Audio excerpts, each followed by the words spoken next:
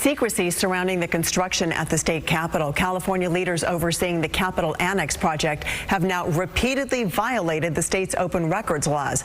They also keep withholding key information about the construction, paid for, of course, by you, the taxpayer. Yeah, transparency problem here. KCRA3's Capitol correspondent Ashley Zavala has been following this now for years, and she's back with new information on this. Edie Eggleston, as we've been reporting, this new office building for California lawmakers is expected to cost at least $1.1 billion and counting.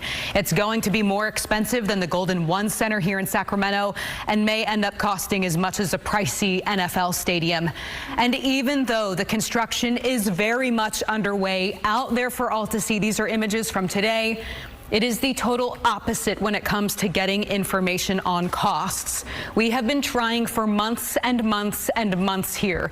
California's Joint Rules Committee that is overseeing the project continues to violate the Legislative Open Records Act requests by not responding or acknowledging to our requests until long after we submit them. The law gives them 4 days to respond. Sometimes we're waiting weeks or even months for an acknowledgement. For example, on June 10th, I simply asked for the legislature's contracts with Turner Construction Company on this project. Still to this day, no answer.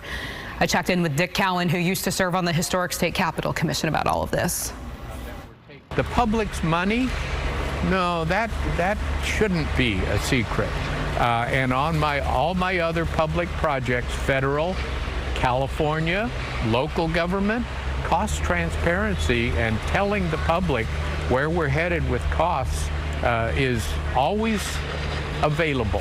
Carefully available, carefully worded sometimes, sure, but nothing hidden the way this has been hidden.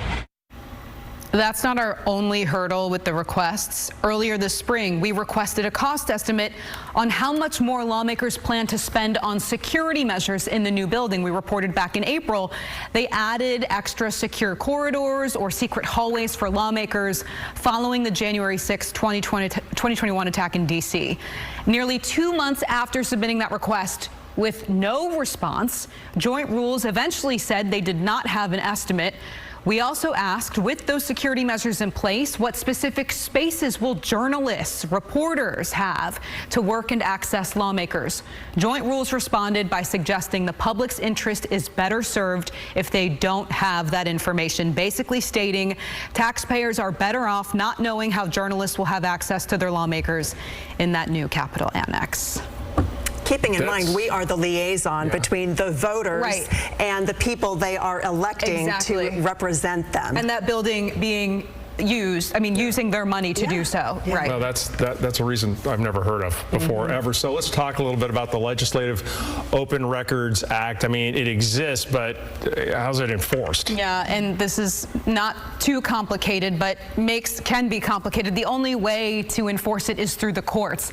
The public, news organizations, those seeking information from the legislature would need to sue the legislature over possible violations of LORA. We do stories like this, though, to hold them accountable, to let you, the taxpayer, the voter, the public, for you to know how they're handling your money, at least. As best as we can explain it, because we don't have the records. Yeah, we hope, the legislature has said they would do a public update. This was back in April. We have yet to hear when exactly that public update will be. Almost August now. Yeah. Thank you.